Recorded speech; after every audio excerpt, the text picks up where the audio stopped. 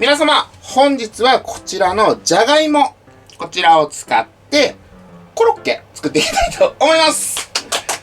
今ね、ちょっと新じゃがの季節がじゃがいもとかがすごい店頭に並んでて、なんかコロッケ自分で作って食べたいと思って。ただ新じゃがって結構水分が多く含まれてて、コロッケのホクホク感みたいなね、ちょっと普段ね、想像しているコロッケを作るんだったら、新じゃがじゃなくて普通のね、じゃがいもの方がおすすめ。男爵よりも特にね、ホクホク感があるね、がおすすめなんで、今回普通のね、じゃがいもを使って、コロッケ作っていきたいと思います。で、こちらはしっかりね、たわしで汚れは落として、皮付きのまままだ芽も取ってない状態です。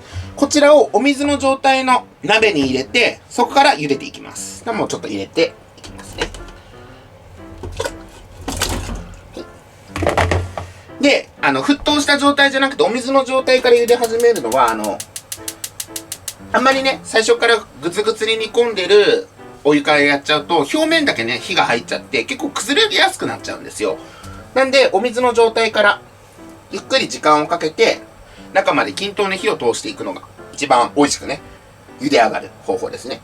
なんで、お水の状態から強火で火をかけて、沸騰直前ぐらいまでになったら弱火にして、そこから20分ほど。で、今回は皮ごとのままやるんですけれども、皮ごとのままの方が栄養も流れ出なくて、余計な水分がね、じゃがいもに含まれなくなるので、一番ね、美味しく仕上がるのかなと思います。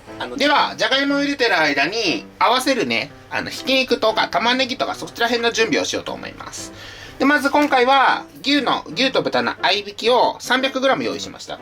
僕はね、お肉多い方が好きなんで、じゃがいもの数は10個です。中玉が10個ぐらいかな。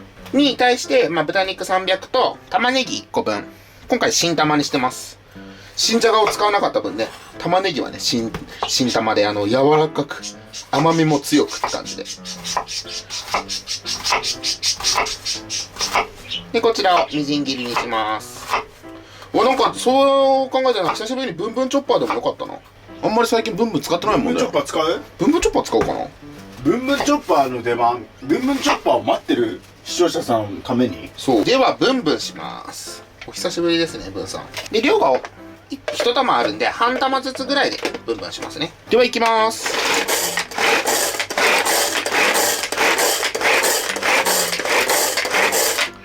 10回ぐらいで十分だね。最高です。最高マジ。はい、じゃあ残りの半玉もやっちゃいます。ブンブン。じゃあこれくらいでブンブンチョッパー終了。はいや。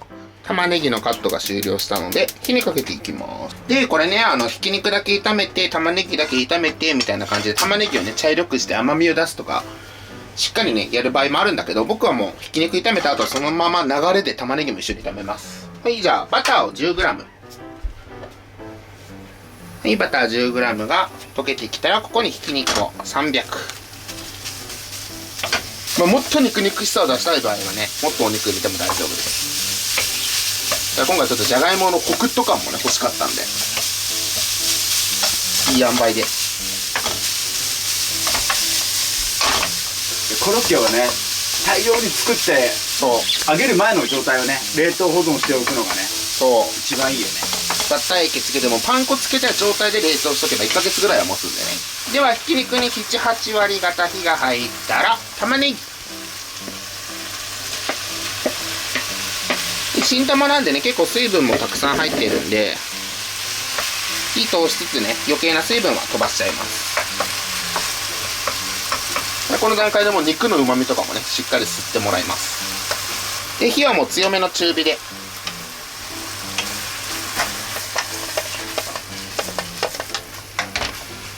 で、こういう風にね、出てきてるこの真ん中の分かるかな、この水分の部分ね。これがね、飛ぶまで炒めていきます。で、そんなにね、水分を飛ばさずに、じゃがいもとかと混ぜちゃうと、種自体がべちゃべちゃになっちゃうので、このね、水分を飛ばすっていう作業が大事ですね。この後ちょっと調味液で醤油とかそこら辺のね、もう足してまた水分追加されちゃうので、できる限り水分は飛ばしながらやってあげてください。じゃあちょっとここに味付けもしていきます。まずは塩コショウ。味付きの塩コショウ。で、ここにみりんを大さじ1杯。で、お醤油大さじ2杯。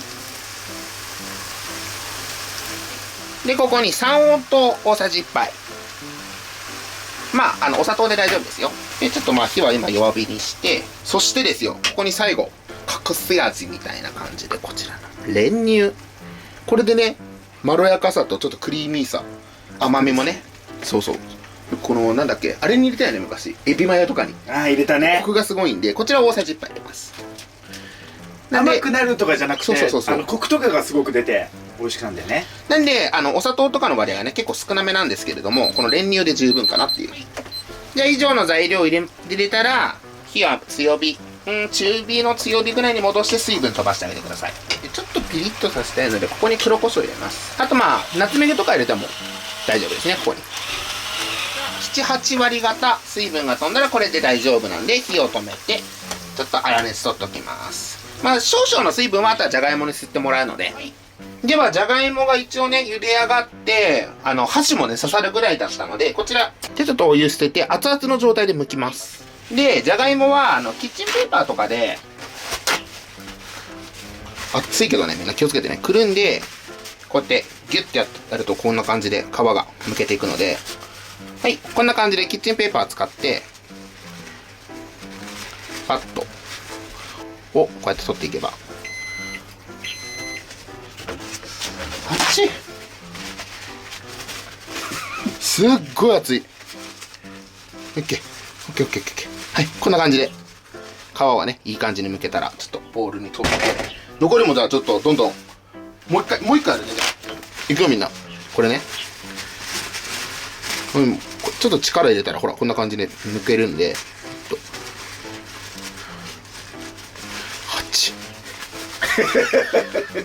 でもこれはなんか根性で。そうそう、もうやるしかない。あっち。でも焼けるだけにはね。そう、注意してね。でも俺さ、もともとさ、手震える人だからさ、この震えのおかげでさ、ちょうど、わかる。あっち、綺麗に剥けた。ああ、最高。あっち、ちょっと待って、あっち。ちょっと待って、事故。はい、オッケー、こんな感じで。はい、じゃあ残りもどんどん剥いていきます。これだったら目の部分も簡単に取れるしね。そうそう、もう目立つ部分は自分の指でつまんじゃえばその部分取れます。じゃあちょっとしゅんちゃんがラスト1個やってくれてる間に、今剥いたじゃがいもの目が目立つやつだけ取っちゃいます。それもね、あっという間にね、スプーンとかがあれば、スプーンじゃなくて指でつまんじゃってもいいんですけど、ここら辺、これですね。こういう、この部分はもうこの、後ろ側でピッてやれば、ここで、こんな感じですぐ取れちゃうんで、目の部分だけ。簡単です。もうすごいよ、この辺とかもう、粉吹き芋みたいになってる、見て。粉吹き芋そう。粉吹き芋ってなんかちょっとあんまり美味しくなさそう。OK。じゃあ、こんな感じで、目も全部取り終わったら、まだ熱いので、このうちにマッシャーで潰しちゃいます。で、まあ、マッシャーがない場合は、フォークとかでね、潰してくれても大丈夫です。あと、まあ、熱いの覚悟だったら、ジップロックとかに入れて、それをもう、もみもみしてあげれば、それでも十分崩れるんで、まあ、マッシャーがあるので、僕はマッシャーで。では、いい感じにほぐれましたら、ここにね、軽く塩コショウはしときます。でね、大雑把に潰すときはマッシャー使ってたんですけど、最後ね、ちょっと、細かくしたいときは、木べらをこう、縦に潰した方が、入りやすかったです。こんな感じで、まだね、芋感、ゴロッと感は残しつつも、ちょっとマッシュポテトっぽくなってるので、ちょうどいいかなっていう。はい。そしたらここに、先ほどの炒めたお肉と玉ねぎ、汁ごと入れちゃってください。余ってるね。そしたらこちらを混ぜ合わせます。均等にね。もう美味しいんだけど。もうこのまま食べたいぐらいのレベルだよね。肉じゃが、なんか食べやすい肉じゃがみたいな。絶対美味しいじゃん、こんなん。で、肉じゃがコロッケにしたりするもんね。俺余ったらしてたんだけど、昔。もううまい。ちょっと味見してみるじゃん。いいんですか？俺も塩。うまいわ。やばいわ、これは。やっちゃった。オッケー。じゃあこの状態を成形していきたいと思います。で、作ったのをすぐに揚げるんじゃなくて冷蔵庫で冷やします。あったかい状態から油で揚げちゃうと結構ね、コロッケ破裂しちゃうことがあるので、一回冷蔵庫で冷やして、その後揚げます。で、この段階ではひとまず成形して冷やすって段階なので、少々ね、このバットとかにくっついても大丈夫なので、打ち粉とかをする必要は特にはないです。で、ちょっとね、僕ね、チーズインにしようかどうか悩んだんですけど、めちゃくちゃ今、味見が美味しかったんで、もうこのまんまにします。で、小判型にしてもいいし、ちょっとメンチっぽく、ちょっと分厚めでもいいし、どっちがいい？上下は平らなんだけど、ちょっと高さがあるみたいなやつ。そんなもんかな。こんなもんでいい？でも大体でいいもんね、コロッケなんで。はい。じゃあちょっと待ってね。今、大体じゃあこれを目安にもう一回作っていきます。ちょっとただ空気少し抜き気味にやってあげた方が、破裂防止にもなるんで。で、基本的にハンバーグと違って、もう、全部加熱済みのものを揚げ直すだけなので、ここをね、潰すとかそういう作業はいらないです。はい、こんな感じで。でも正直ね、こんなにお肉が入ってるコロッケってなかなかないから、最高だ。超美味しいよ。じゃあこちらをちょっとラップして冷蔵庫で1時間ほど寝かせます。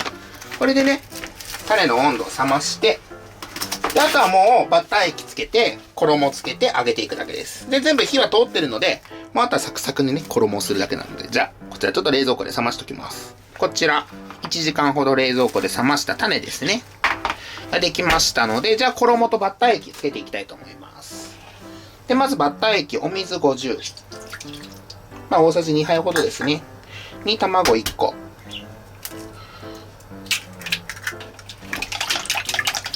先に水と卵溶いとこうがね、ダマにはなりづらいんですよ。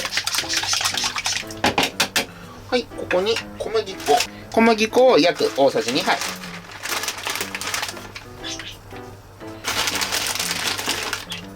すいません、大さじ3杯でした。お水が50なのに大さじ2だと小麦粉15でしたね。30でしたね。大さじ3で45で。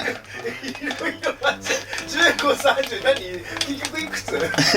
水が50で、だから大さじ1が15だから、小麦粉3杯で約45だから、大体水と同量っていうね。なんかさらっとしてんなと思ったら、算数からやり直しだと。数学とかのレベルじゃなかった。OK、これくらいになったら OK です。これくらいのとろみね。はい、そしたらパン粉も用意。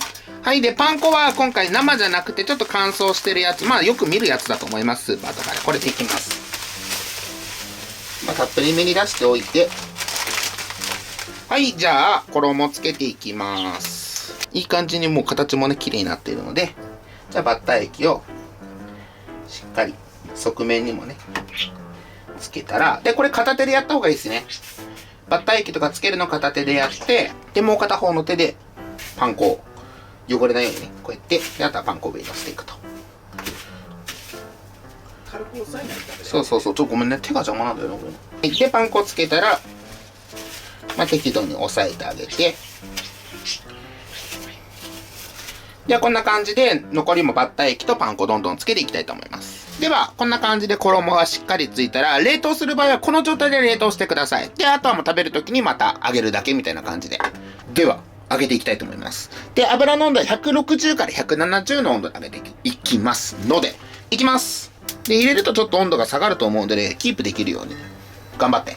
では、参ります。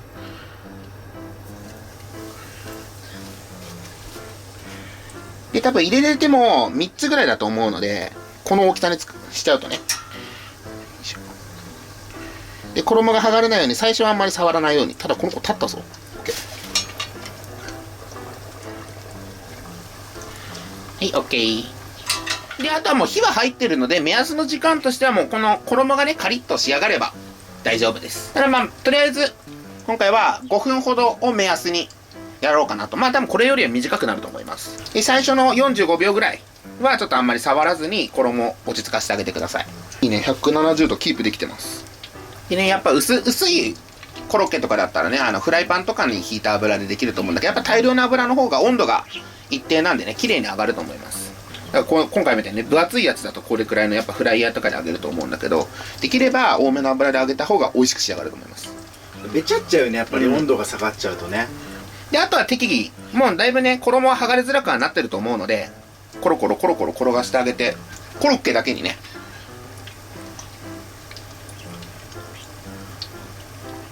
はい。で、だいたい約4分ぐらいでこれくらいしっかりね、小麦色なったので、そうきつね色、柴犬色、いい感じだね。うわ、もう絶対うまい。うわ、ザクってなった。じゃあこんな感じで残りもどんどん揚げていって実際食べていきたいと思います。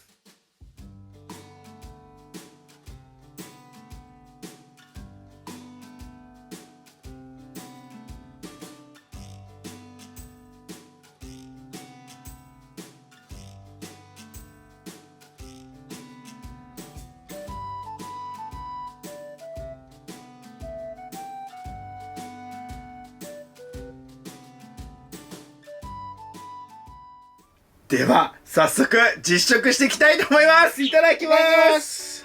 まずはもう何もつけずにね。もう何もつけずにね。いただきます。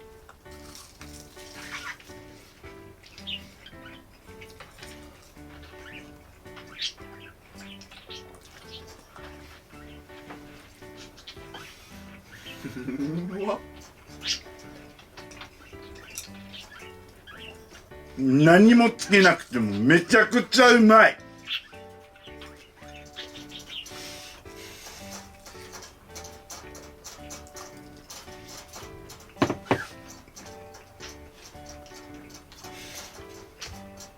もうすごいホクホクなんだけど、ちょっとしっとりクリーミーな感じで、コクもあってめちゃくちゃうまいです。いや、ちょっと甘みもあるしさ、やっぱこの肉の味付けの部分がさ、すっごいご飯が進むんだよね。うまっ。だから俺もちょっとつけて、かつ俺キャベツはさソースで食べたい派だからさ。こうちゃんはもうたっぷりのキャベツが欲しいでしょ。そうでは、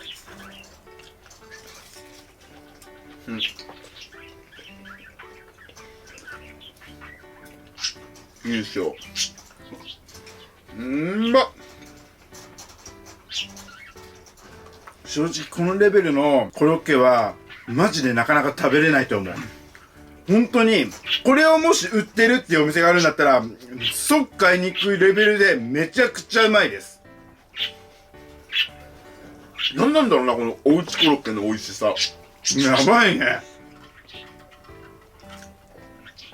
じゃがいもも全然違うもん。もうなんか食感が違う。ただホクホクって感じじゃないもん。もう、なんか表現難しいけどめっちゃ美味しいよっていうね。ほんまにうまい。これは絶対作ってほしい。マジでもっと作っとけばよかったと思った。正直まあじゃがいも10個ってなかなかの量だけどさ、全然だよね。やっぱ結局さ、同じ過程を踏むんだったら本当に大量で作って保存しとくのが正解。本当に美味しいよ。マジで本当にこれだけは言える。マジで市販に売ってるコロッケよりは 100% うまいです、絶対。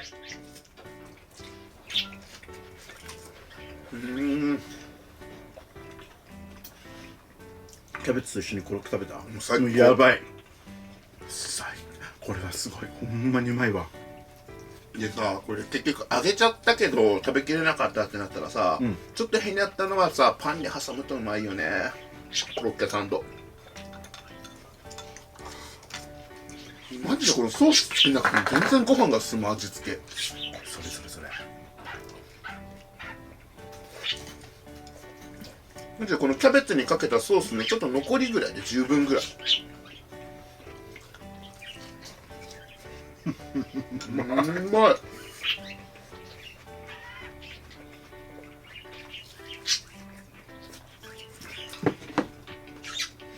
ということで本日はですね、ちょっとね、いつもとは違って、ちょっとね、手間はかかるんですけども、本当に美味しいね、極上のコロッケですね、おこうちゃんに作っていただいたんですけども、まあ本当にね、もう食べていただければ、もう絶対に皆さんうなずいてくださるぐらい、めちゃくちゃ美味しいコロッケになってるんで、ぜひね、作っていただけたらなと。もう残ったやつはもう僕はもうパンに挟んで、後で食べようかなと思います。はい、どうでした？マジで美味しい。多分ね、みんなが想像できる一番美味しい味を想像してほしい。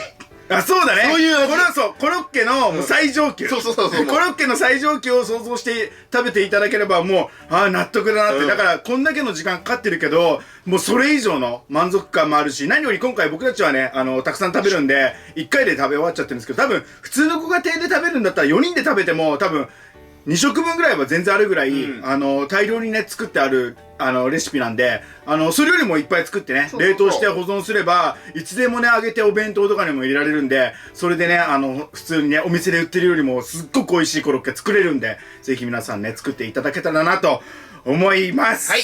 はい、ということで、本日は以上になります。とっても美味しかったです。ごちそうさまでした。お疲れ様でした。最後までご視聴ありがとうございました。またね、バイバイ。